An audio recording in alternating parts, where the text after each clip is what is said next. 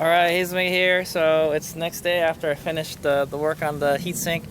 I've put the bike on the trailer and I've tied it down pretty close to as far as it'll go. And it looks like it's not too bad. It's touching the heatsink right now. So I think we might be able to get away with maybe cutting half the fins off.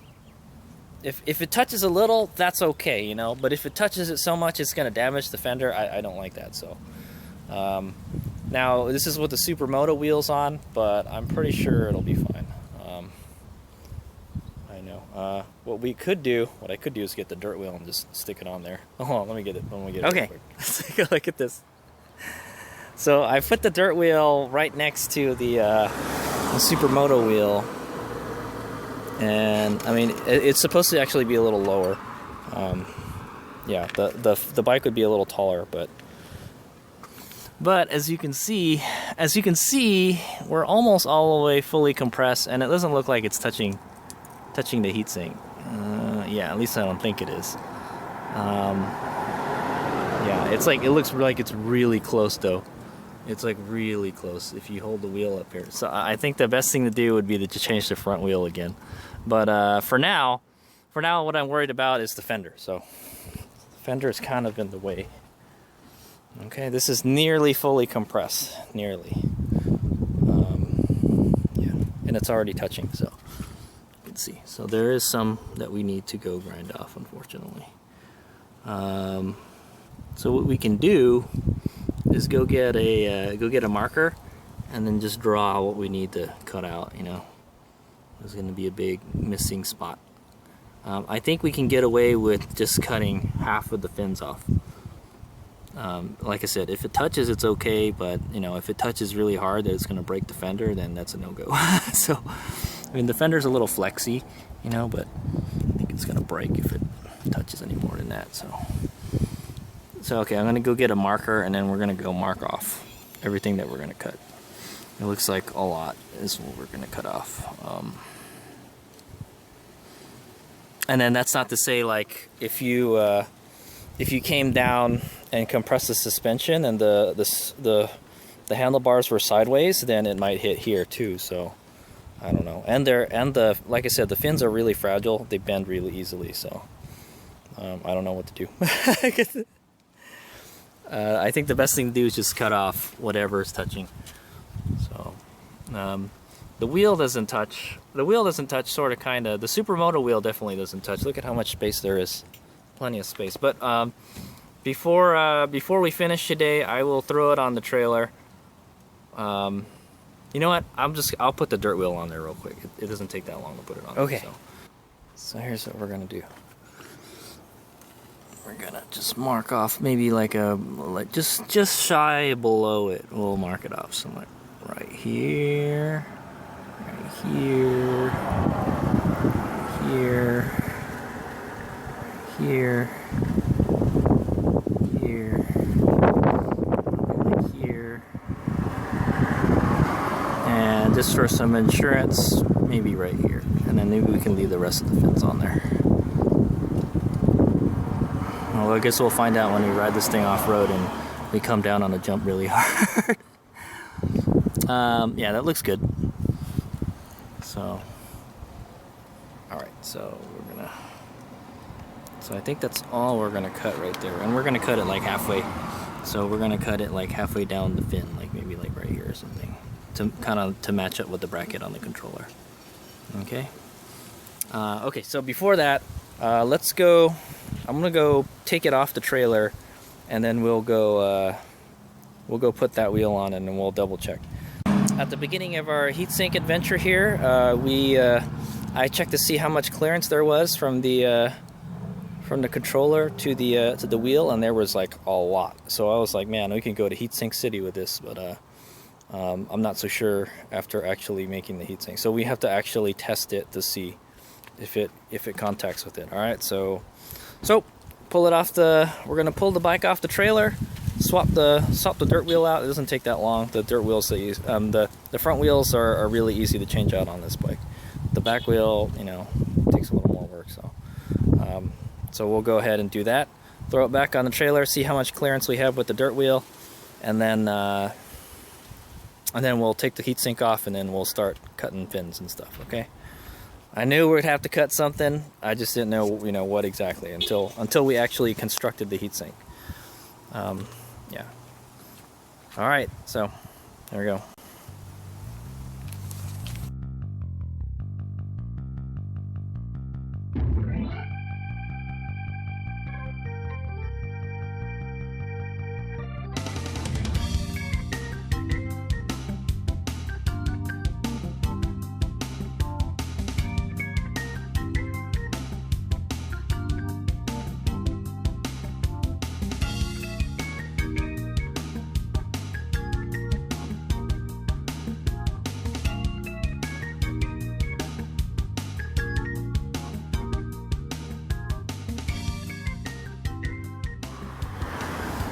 Okay, so here we are, nearly fully compressed, almost all the way. See, there's not much left to go, and I'd say it probably bottoms out around here or something.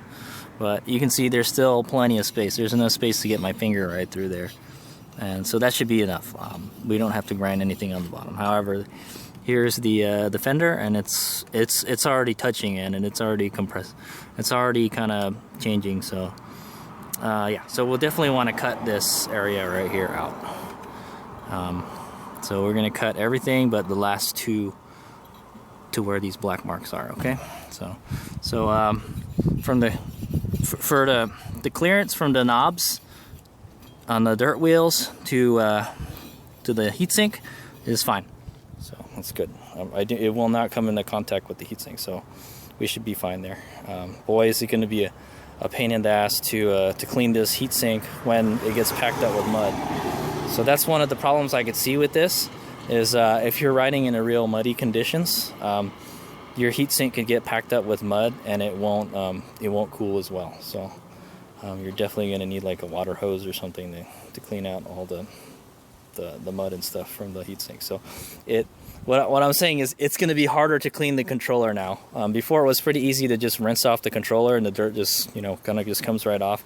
Now, like, there's places in between it to get the mud and stuff to get stuck. So the good thing is there's a secondary heatsink down here, and this one will probably not get as muddy. So, or it'll be even harder to clean because it's behind the heatsink now. So it's going to require more maintenance cleaning wise. That's what I'd say. All right, so we're going to go ahead and cut those. Like I said, we'll probably cut where the black is, and then we'll cut it halfway down the fin. I feel like we probably don't need to do more. And like I said, even if it does touch, it's okay if it touches as long as it doesn't break it. And I think if we cut out some of the fins, it should be fine. All right, so I'm gonna pull it off the trailer, and then we'll take the heatsink out, and then we'll start cutting. All right, let's bring out. Okay, Heatsink here. I've kind of redrawn the where we're gonna cut. So we're gonna cut all the black off of here. I use a triangle to make a straighter line, but I decided to cut a little bit higher because I don't think it'll get hung up. But if it does get hung up, we can just grind it a little bit, or we can grind it at an angle too. So yeah. So I'm gonna begin my cuts here, and I'm gonna try to get it halfway down the fin. And then this is our halfway mark on the fin on the top. So I went and marked a straight line across there. So we're going to cut all the way down that way, and then all the way down that way, okay? Well, not all the way, but halfway. For that, For that, I'm going to use my friend Harbor Freight electric cutting wheel to do the top ones, and then when we cut vertically, I think they're the only choice. No, yeah, we can. Well, I'll use it as much as I'll use this as much as possible, and then we'll use the cutting wheel after. My cutting wheel's getting a little thin, man. It's not really designed for heavy duty cutting like this, man. So I'll have to go buy new cutting wheels for that Dremel. Okay, so we're probably going to use these two tools. All right. Here we go.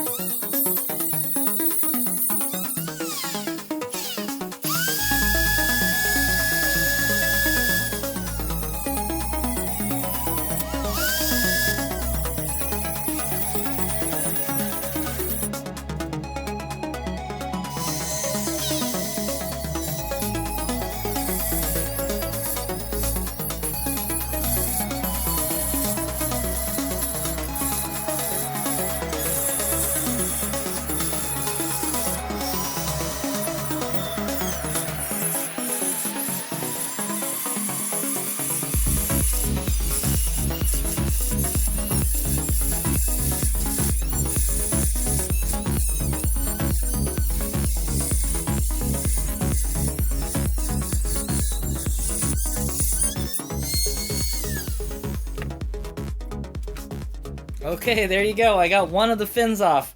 Then I sacrificed one of my cutting wheels for my Dremel. Ah, damn it. What a waste.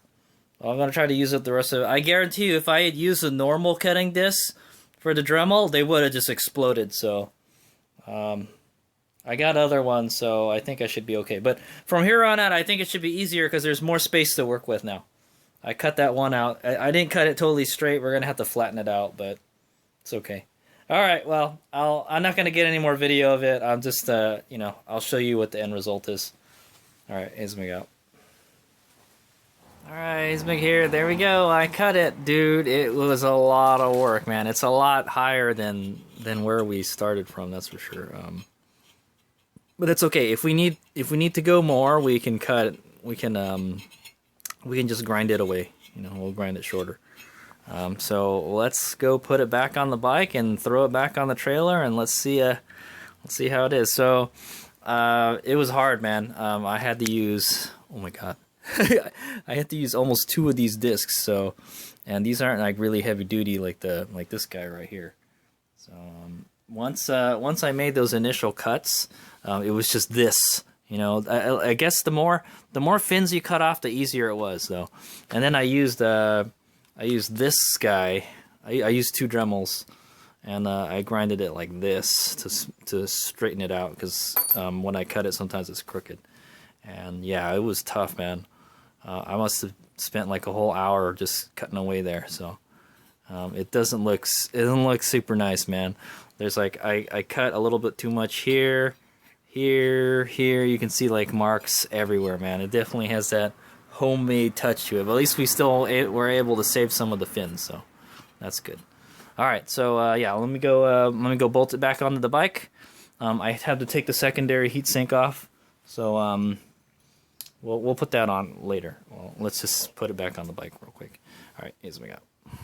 Okay, here's what I got, man. Unfortunately, I didn't grind enough. Damn it. All right, so what I'm gonna do. Yeah, I guess it didn't lie, dude. Where was this? I grinded it a little high. Yeah,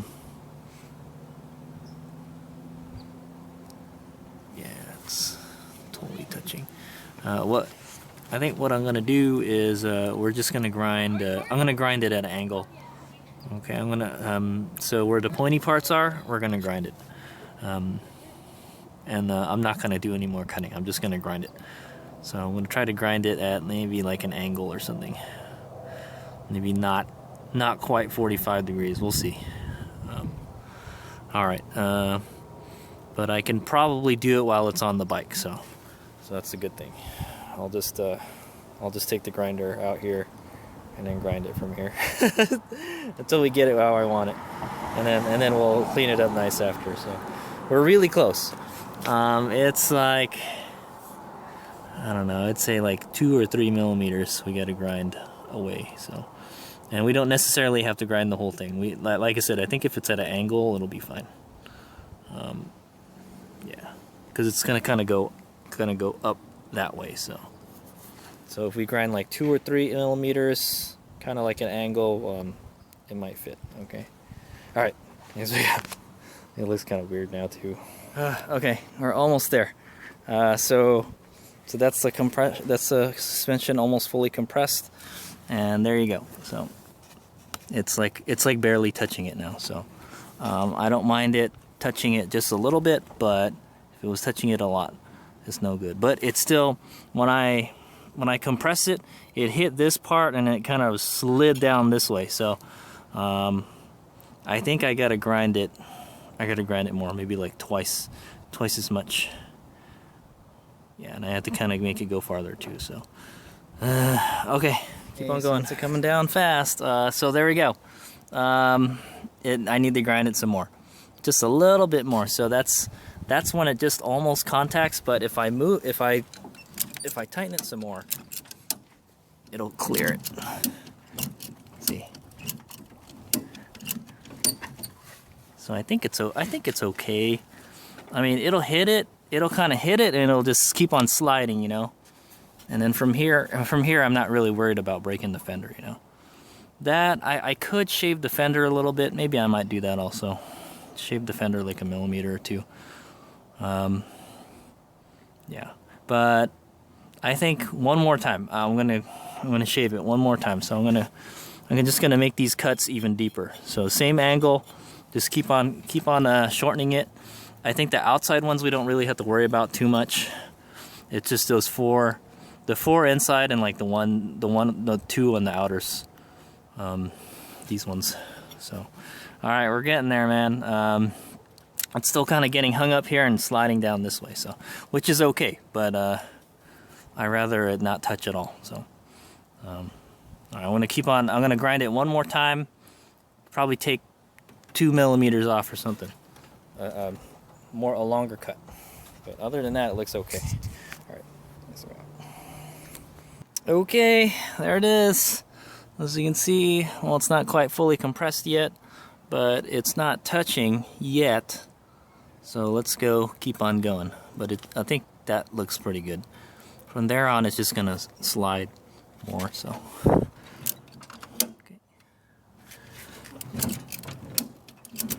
There you go. Yeah, I think that's fine. It's kind of weird. It like kind of the fender kind of goes like this. It goes down. It just kind of goes straight up after a while. So that looked good. So I'm pretty happy with that. I think I'm done. I don't want to do any more else. So I'm gonna go ahead and take the heatsink off, clean it up a bit, and then yeah, smoothing out these edges and stuff. That's good. I don't think it's.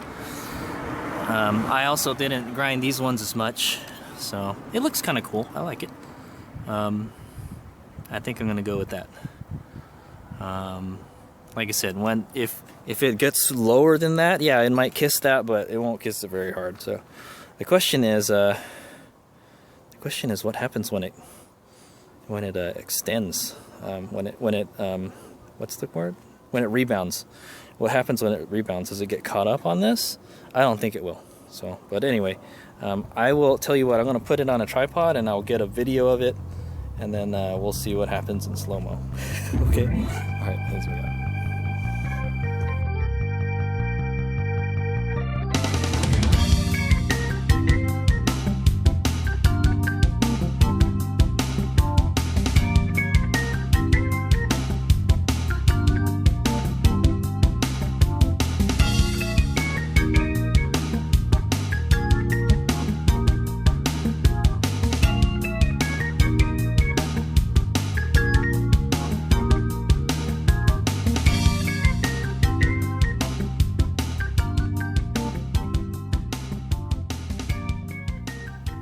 Alright, Heatsink here. So if you guys just watched that slow-mo footage, I tried my best, man. I tested it out on the camera. That was a quarter speed motion test, and it didn't touch at all. It didn't grab it at all. I was afraid when it backed up, it would snag on the heatsink and pull back, but it didn't. So, plus that fender can flex a little bit, so it's okay. So yeah, it should be good. When I tighten it back down, I watched it very carefully move, compress, and it didn't come. It didn't touch the heatsink at all. It like barely grazes it. I would say there's like a millimeter of clearance, so that should do it. I'm pretty sure we're not going to have any clearance issues with that fender. At least not enough to break it. You'd have to bottom it out pretty bad for it to do that, to break it. And I don't think there's really much more travel. If you're gonna bottom out before it touches really bad. So okay, so we're gonna take the heatsink out, and then I'm gonna clean it up as best as I can, smoothing out the cuts and everything, and then we're gonna put the heatsink compound on the secondary heatsink, and then we'll bolt that onto the bottom, and then that should be it. We're done. So yep, so pretty happy with the way it turned out. It looks pretty dope, and I was able to save all the fins on the main heatsink pretty much. They're still all there, but some of them are, they're cut. So all right, let's me out. Okay, ja, that's the final product. Look at. I think maybe if we gone with like half the heatsink height, would have been, it would have been okay, I guess. But the more the better. That's okay. To tell you the truth, when I was first looking for a heatsink, like on Amazon or eBay or something, it was about this high anyways. I wanted one that was a really low profile, but as you can see, when we compressed the suspension, even with the knobbies, it didn't even come. They were still like, you can get a finger between this, so it's no problem at all. Now, if I go to like a 21-inch wheel, I don't know. So that may be an issue in the future if I do wind up with like a 21-inch wheel. I feel if you had like the 19 in the back and a 21 in the front, that would be like an ideal dirt riding setup. I think that would be, it would be probably better than getting a fork, but it probably costs as much as a fork too. So anyway, that's besides the point. There it is. That's the finished product. So I'm not going to grind it anymore. I saw that, hey, it was okay, I think I did pretty good. That's not bad for having to freehand that thing on the bike. So it is a little bit rough in certain spots. What I'm going to do is hit it up with this guy to make it smoother looking, and then that'll be it. And then maybe just try to grind off the rough edges and stuff. But I think I did pretty good. It looks good. Okay, this should smoothen it out just fine. And then the next thing to do is I'll resurface this one more time. I know I've done it like 5 times already or something.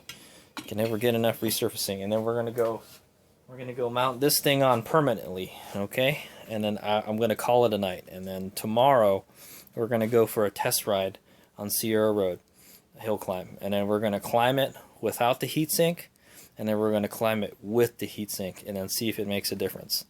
Yeah, I got really no way to tell what the temp is for the controller though, so I will be bringing this guy, laser thermometer, with me. So what I've noticed is this thing doesn't really work too well, man. Like you can feel one section is, it feels warmer than the other, but like it's really not off by a lot, I feel that the laser thermometer is not super accurate.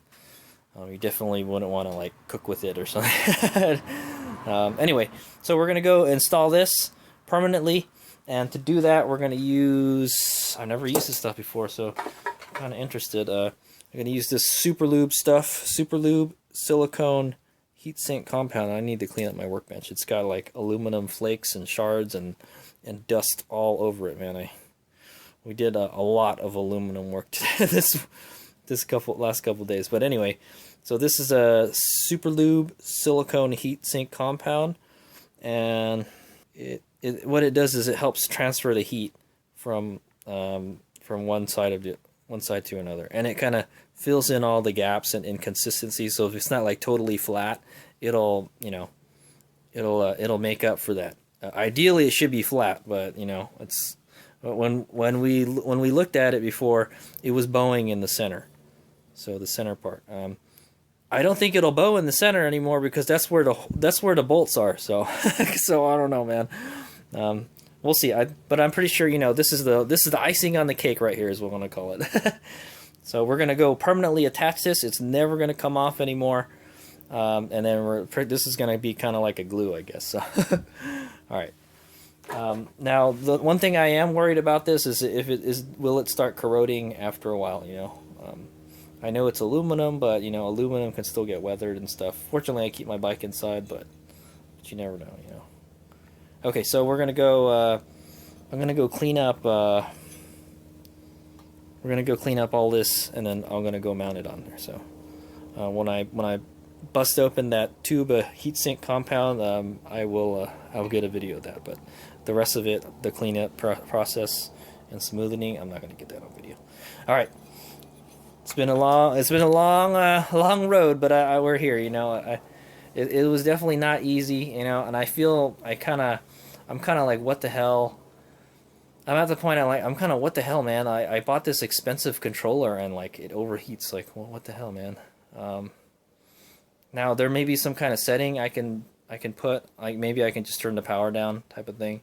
But why? You know, if this lets me use it, you know. With more power, then I think that'll be worth it, you know, versus like getting like a BAC2000. If I think about it, you know, the time I put into this, I didn't spend any money on this, but the time I put into this, you know, I could have probably bought, if I used that extra time that I used to work on this, I could have probably got a BAC4000. But the good thing is, if I do get a BAC4000 in the future, I'm pretty sure this heatsink will fit on it. And it'll fit on it fine. So, and it's already been fitted, so it should be no problem. What might have to happen though is we have to take the secondary heatsink off, and that'll be really annoying because it's gonna have all that grease and stuff, and we'll have to clean it off. Cleaning off heatsink compound is not fun. That's what I'd say, because I used to do it on PCs and stuff all the time. So, all right, so yeah, all right. When I put the grease on, I'll get a video of that. All right, here's my go.